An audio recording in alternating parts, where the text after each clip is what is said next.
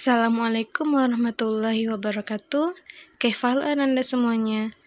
Baiklah, sebelum pembelajaran dimulai, marilah kita membacakan doa sebelum belajar.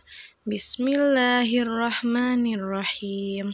Raditu billahi rabba wa bil islami dina wa bi Muhammadin nabiyya wa rasulah. Rabbi zidni ilman warzuqni fahman.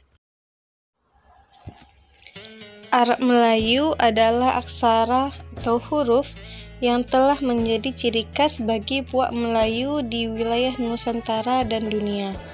Puak itu artinya golongan atau kelompok.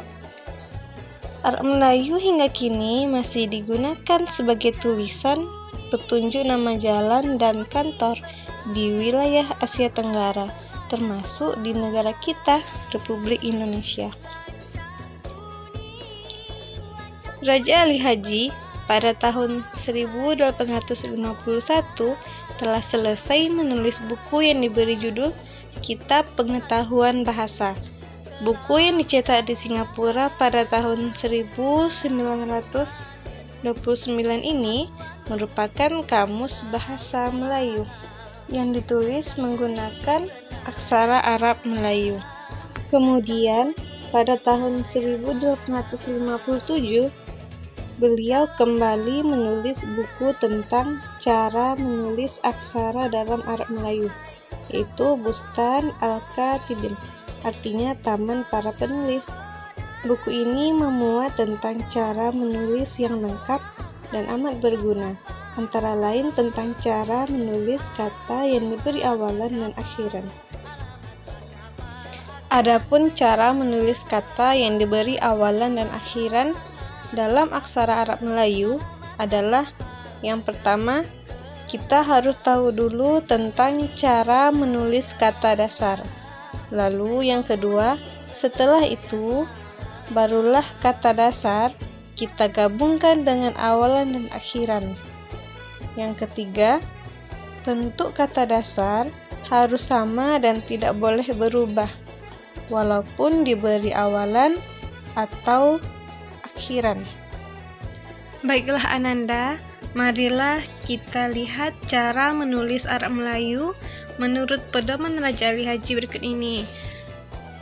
Yang pertama, apabila awalan ber dimasukkan ke dalam kata dasar yang berbunyi R di awal, maka bunyinya menjadi dilebur atau digabung, dan cara menulisnya adalah, contoh yang pertama adalah kata rupa. Setelah ditambah awalan ber, maka akan dibaca menjadi berupa. Huruf R-nya double ya. Lalu sebelum dilebur, huruf R pada kata ber dan huruf R pada kata rupa, maka akan digabungkan menjadi berupa. Tidak dua lagi R-nya ya. Contoh kata kedua adalah rumah. Setelah ditambah awalan ber, maka akan menjadi berumah, double R-nya. Sebelum dilebur, maka R pada huruf ber dan R pada huruf rumah, maka digabungkan menjadi berumah, menjadi satu R-nya ya Ananda. Kaidah yang kedua adalah apabila awalan ber dimasukkan ke dalam kata dasar yang berbunyi selain R di awal, maka bunyinya tidak lebur, dan cara tulisnya adalah sebagai berikut. Kata dasarnya adalah guna ditambah awalan ber menjadi berguna, dan hasilnya adalah berguna. Ya, langsung dia tidak dilebur. Lalu contoh berikutnya adalah dengan kata dasar main. Setelah ditambah ber, maka akan menjadi bermain, dan hasilnya adalah bermain.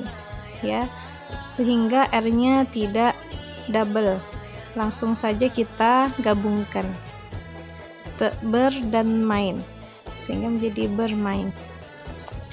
Lalu kaidah ketiga adalah adapun kata yang bukan ditambah awalan ber adalah sebagai berikut. Contohnya adalah beras, berani, berisik.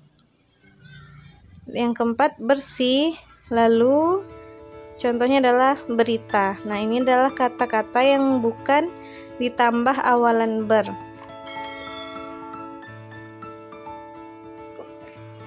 Ananda Ustazah, sekarang kita belajar cara menulis kata dengan awalan ter. Kaidah pertama adalah apabila awalan ter dimasukkan ke dalam kata dasar yang berbunyi R di awal, maka bunyinya menjadi lebur. Contoh yang pertama adalah ramai. Kata dasarnya adalah ramai. Setelah ditambah awalan ter, maka akan menjadi ter plus ramai. Sebelum dilebur, hasilnya terramai. Double R-nya setelah digabung, maka R-nya hanya menjadi satu, yaitu hasilnya adalah teramai. Contoh kata yang kedua adalah rawat. Kata dasarnya adalah rawat. Setelah ditambah awalan ter, maka akan menjadi ter plus rawat. Ya, ter ditambah rawat. Lalu sebelum dilebur, maka akan menjadi terawat. Ya, gabung R-nya ya, jadi 2, R-nya terawat. Setelah digabung, maka R-nya hanya menjadi 1, hasilnya adalah terawat. Satu saja R-nya, tidak double lagi. Lalu kaidah yang kedua adalah apabila awalan ter dimasukkan ke dalam kata dasar yang berbunyi selain R di awal, maka bunyinya tidak lebur. Dan cara tulisnya adalah sebagai berikut. Kita contohkan dengan kata dasar bawa.